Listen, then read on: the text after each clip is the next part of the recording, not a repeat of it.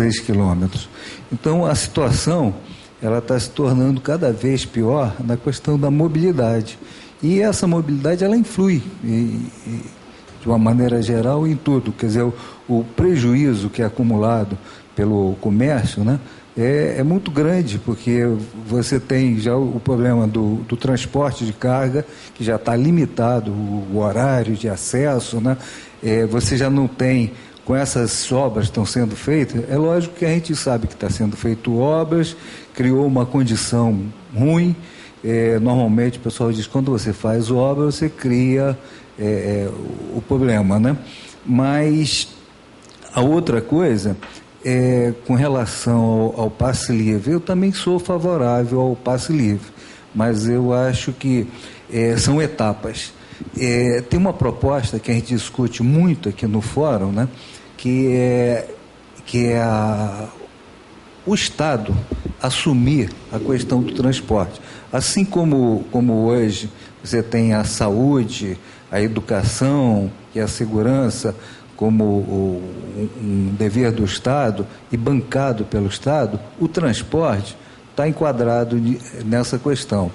Por outro lado, você tem a situação das empresas que estão aí, são as empresas que até hoje fizeram o transporte, faz funcionar o transporte. O que está havendo, e que levanta, por exemplo, o movimento Passe Livre, é uma certa falta de transparência, onde você fica sem saber se aquele subsídio que foi colocado lá, aquela desoneração, se aquilo está sendo canalizado de tal forma a beneficiar a população.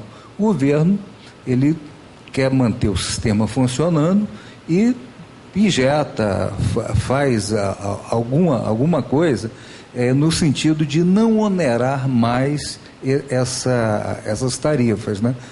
Mas, por outro lado, sempre há desconfiança de que esses valores que estão sendo repassados não estão sendo utilizados corretamente nem devidamente. Por outro lado, a gente tem uma questão do planejamento da cidade. A cidade, naturalmente, não pode, o empresário de ônibus, dizer o seguinte: olha, eu só vou botar ônibus nessa localidade porque aqui é rentável para mim. É uma coisa inerente do empresário, do capitalismo. Quando você abre um negócio, para você ter lucro. Quer dizer, ninguém abriria um negócio e assim, vou abrir um negócio aqui, eu sei que vou perder dinheiro. Então, como conformar essa situação é a nossa meta, né? E a nossa meta, a gente tem várias discussões aqui. Uma das discussões, que eu até exemplifico ela quando eu pego um táxi, né? Que eu faço sinal, entro dentro daquele táxi, ele roda tantos quilômetros, é um misto de distância versus tempo, né? E no final ele diz, foi essa a sua tarifa. É uma tarifa medida, né? Bom, nada impede que a gente vai evoluindo, né? E a evolução, depois eu vou falar numa outra coisa, vai evoluindo de tal forma que essas empresas de ônibus que têm a sua taxa de retorno estabelecida, e pode ser até maior, né? Porque é um serviço que é necessário e essencial, né? Mas que o sistema de operar seja diferente. Por exemplo, hoje o empresário, estou falando em ônibus, né? O empresário de ônibus cobra uma tarifa, que ele faz o controle da tarifa com as pessoas que entram, que saem.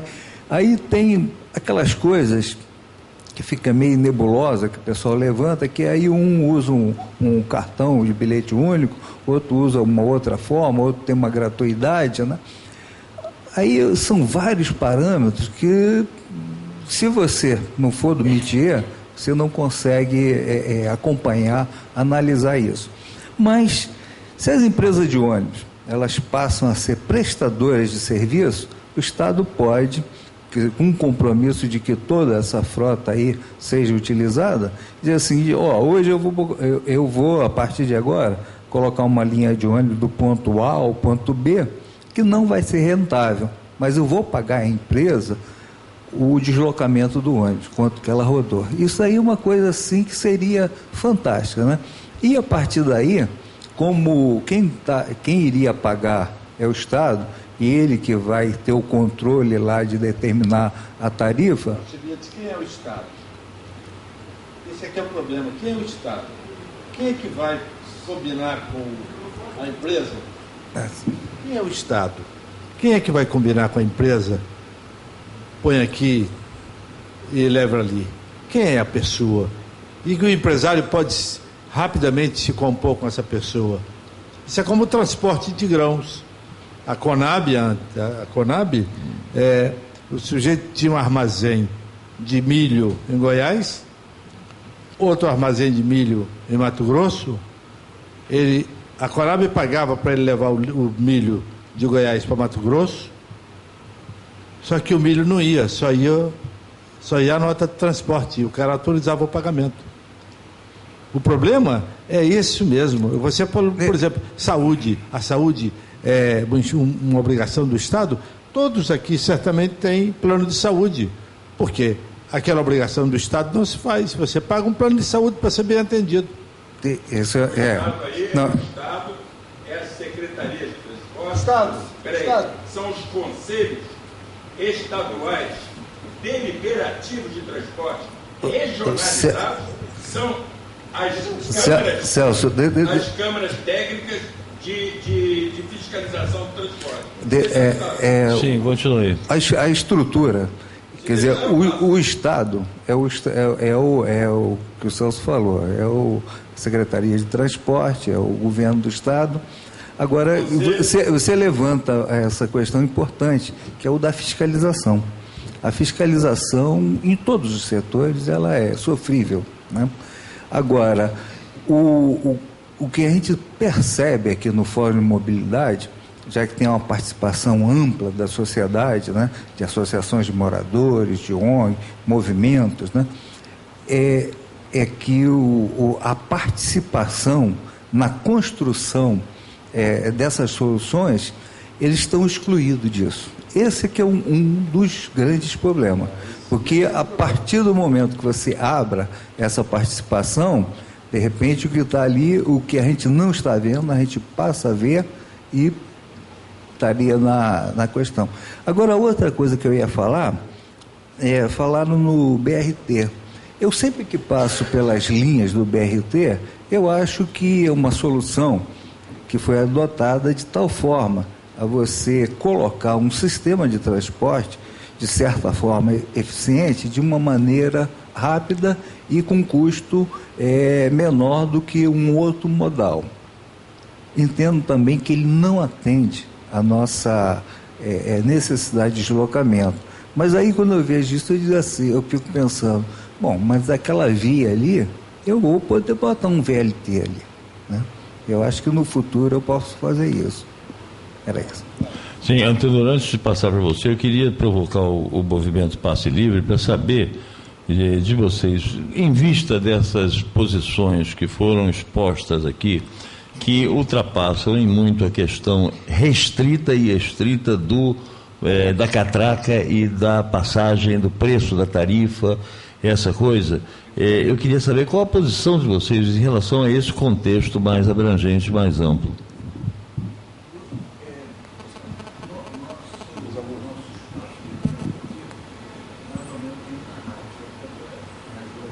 Como é?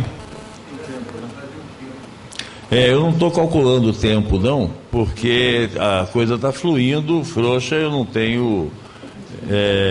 bom, pelo menos eu não tenho compromisso para sair agora. Se eu tiver compromisso, você tem que sair agora. Vou falar um pouquinho. Você também tem que sair? Minha mulher tem que provar que não estava, né? Não é, Marcelo? Minha mulher tem que provar que estava com vocês. Não, mas aí tem... Não, eu vi fazendo... Só tem imagens também ali, olha. Isso aí dá para fazer. Mas vamos lá, fala aí. Então, tentar não demorar muito na fala. Foi colocado o mais importante ali, né? Sobre reordenação de serviço de transporte, né? Que tem que ser feito. E é exatamente o que a gente estava colocando aqui. Como é o serviço atualmente? Tem toda uma política, acho que até, não sei quem foi, acho que foi embora já, estava aqui, comentou sobre como anda a tarifa para tentar equilibrar e que o mais justo seria a tarifa justa, né? E o que acontece? Isso, para mim, o que ele falou aqui comprovou que a gente sempre defende, quem sempre denuncia, na verdade, é que a tarifa é um meio de controle da circulação da população. Que ele disse aqui, aumenta a tarifa do ônibus, aumenta o número de usuários do metrô. E cria uma demanda, e isso cria condições para valorizar o serviço. Isso é a matemática simples do mercado, né? Aumenta a demanda, você pode não necessariamente aumentar a oferta, você pode valorizar o produto. Isso é simples, isso acontece no transporte constantemente, daí que a gente coloca como problema o custeio desse serviço ser a tarifa. E aí a tarifa justa. A tarifa justa, em tese, ela já existe. Se você falar com qualquer membro de governo, a tarifa é justa. Ela é subsidiada, tem políticas. Quem determina as tarifas são os contratos, como você falou, entre o governo e os empresários. Ela já, de certa forma, é justa, entre aspas, né? Já tem uma justificação para a existência dela. O que a gente coloca como problemático aqui é que tem uma ciência, né? Pode-se até dizer que é uma ciência, para não dizer que é uma religião, que encara a tarifa como o único meio de custeio disso. E aí entra na problemática da reordenação desse serviço. Tem que ter uma estatização. A gente não defende prioritariamente estatização. O que a gente defende é que tenha uma tarifa zero, porque o que acontece? Não adianta você reordenar o serviço e estatizar se não tem uma política de garantia do transporte público como um direito, como você tirar o custeio do usuário para ser outro setor da sociedade, como o Marcelo falou. Tem a necessidade de uma reforma tributária. E aí você não precisa criar mais impostos. Ao mesmo tempo que empresários vão lucrar mais, com mais trabalhadores se deslocando, pode aumentar tributos, aumentar taxas. Tem meios para isso. Já existem impostos que podem ser progressivamente taxados. E aí entra nessa discussão de quem não tem, não paga. Porque o transporte é um direito, da mesma forma que quem não tem, não paga um serviço de saúde do SUS, não paga o serviço de saúde da educação estadual, municipal. E a gente entende que o transporte é necessário ser custeado dessa forma. Agora, tem um problema, você falou, do Estado. Isso aqui a gente coloca, isso já acontece hoje. O controle burocrático desse serviço, que foi mais tem a ver com o que você colocou, porque esses semi-analfabetos, eu me incluo entre semi-analfabetos, não podem gerir sobre esse serviço. Que existe uma burocracia de Estado que entende que a tarifa é uma condição eterna para esse serviço, isso não pode ser mexido. Enquanto isso não for mexido, é o que a gente denuncia, vai ser muito difícil mexer na gestão dele. E aí acontece, tem toda uma burocracia de Estado ali, que ele falou que a Secretaria de Transporte, Secretaria de Transporte, a GETRANSP, né? O TCM, né? A adesão do TCM. Para mim foi muito claro como ele falou. Demoraria 1 ano para ter acesso aos dados, todos os dados necessários para calcular a tarifa. Então a gente aumentou para garantir a integridade econômica do serviço. O que é essa integridade econômica? É uma integridade política desses empresários sobre esse serviço. Por que ele não congelou as tarifas, mesmo que fosse subsidiado, por que não congela as tarifas e daqui a 1 ano sim discutiria se fosse possível aumentar ou não? E aí sim teria acesso aos lucros, ao verdadeiro custeio para isso. Porque é uma decisão política. Essa burocracia de Estado defende os empresários. Já existe esse controle estatal. O controle estatal está aí, defendendo o empresário. A gente não defende o controle estatal. A gente defende que o movimento social, associações de moradores, tenham controle sobre esse serviço. Não tem como você estatizar sem ter um meio de acabar com esse meio que os empresários têm de controlar. Porque olha o meio de controle que eles têm. Eles aumentam a tarifa do metrô para aumentar a demanda do ônibus. Ok. Acho que acabou a bateria.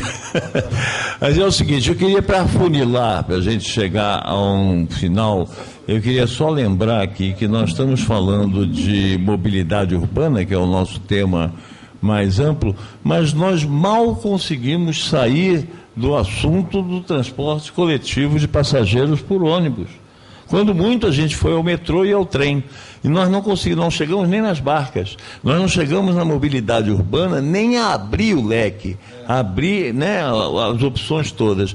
De tal maneira que está concentrada essa questão do transporte coletivo de passageiros, dos ônibus urbanos e interurbanos aqui no Rio de Janeiro, dominam o cenário de tal forma que você não consegue montar uma CPI na Câmara Municipal, porque o poder de lobby desse setor é um poder avassalador, é um poder que faz secretários, faz conselheiros de agências, faz governadores, em resumo.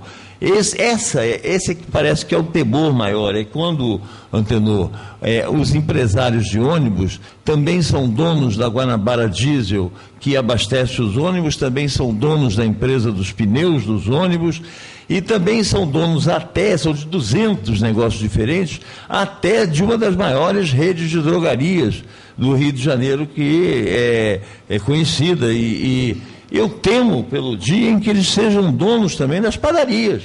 O que será de você?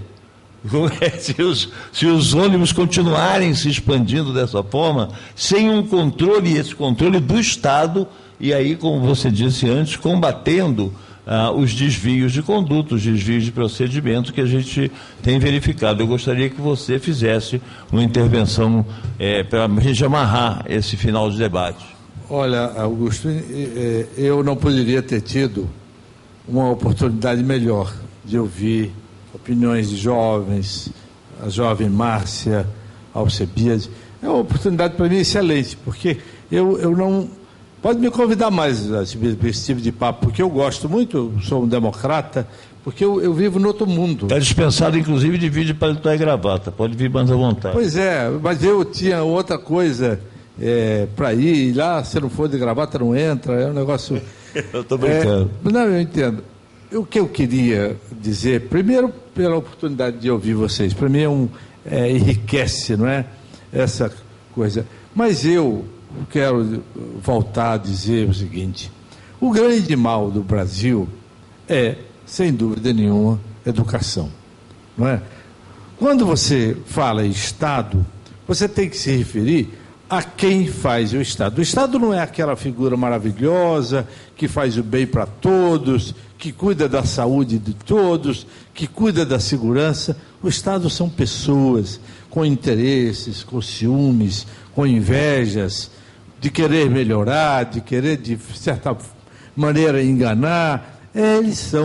O Estado é composto de seres